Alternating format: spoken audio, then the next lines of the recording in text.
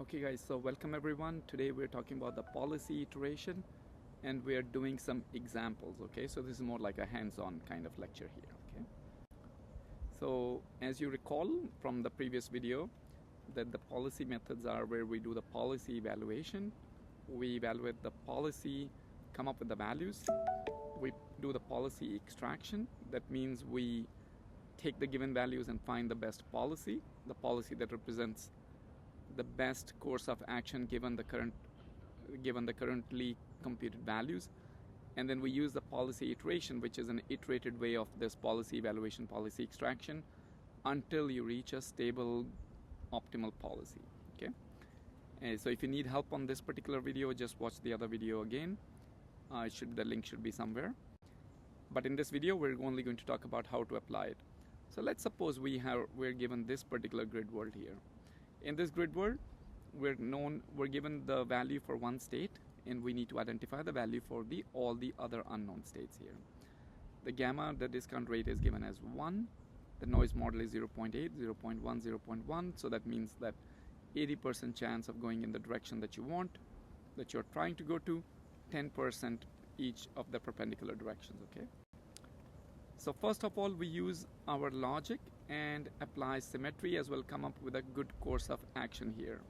Now you could actually not come up with a logical direction and still use the automated method that we're talking about here, and the system will still converge.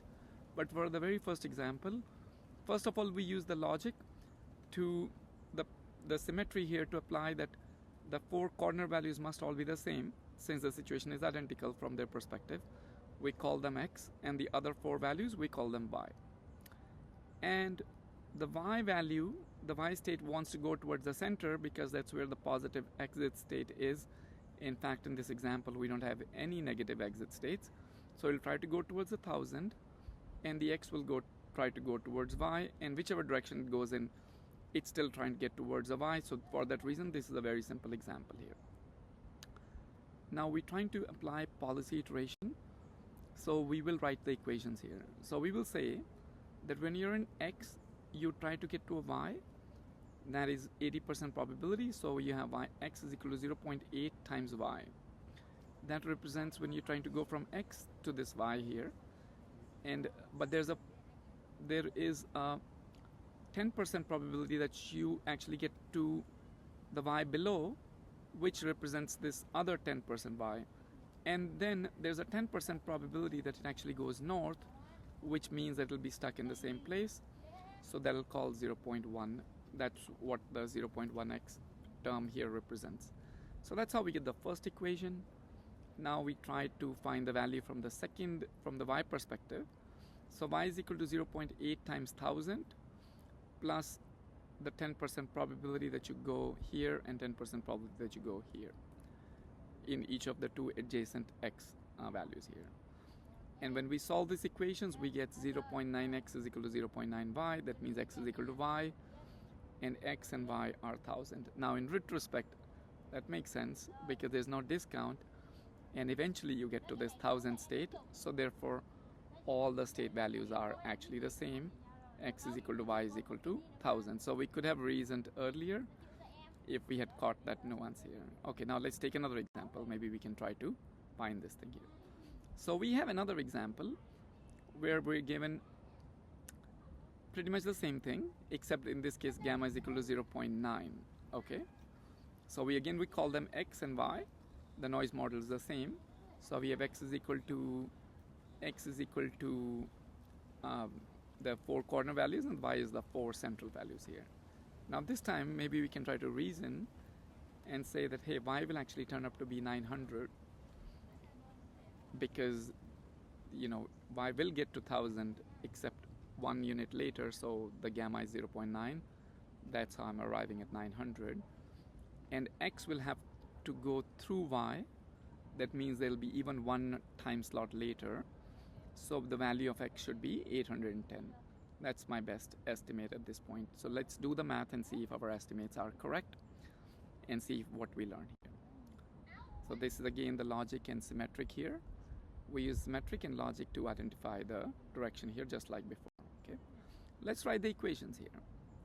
So we say x is equal to 0.9 times 0.8y plus 0.1y. So it's pretty much the equation that we had in our first example, except we are multiplying everything by 90%, the gamma here.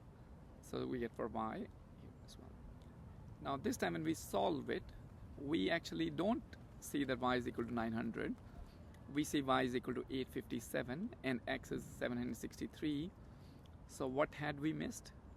Well, we had missed the fact that when you try to go from y down to 1000, only 80% probability you actually get to 1000. With 10% probability you get to the two adjacent x's, and then you do eventually get to the 1000, but then the delay decreases the value because of the gamma here. So maybe if you thought about it, great, but in the discussion that we had, we projected 900 and 810 values, and you can see the actual values are a little bit lower than that. That takes into account. The explanation there is that they do, from y, you do get to the 1000, except in some cases you get a little bit later. Okay. Now we have another example here. This is a 3x4 matrix, and then the two values are 1000 and minus 1000. We have to solve each of the unknowns, and let's see what kind of equations we can come up with. So first of all, we see that there are many more variables here. So A and E, the two corner values, are not guaranteed to be the same. In fact, one can argue that A is likely going to be higher than E, because E has to pass by the danger area, which is D, so it'll have to be a little bit.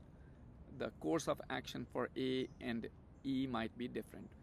For B, certainly you will try to go towards 1000, and I say certainly as in using our human logic, but you don't have to apply human logic.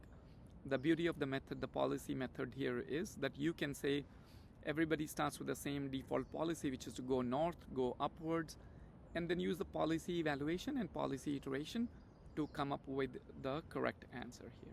Okay, so this is how you will use something like this here.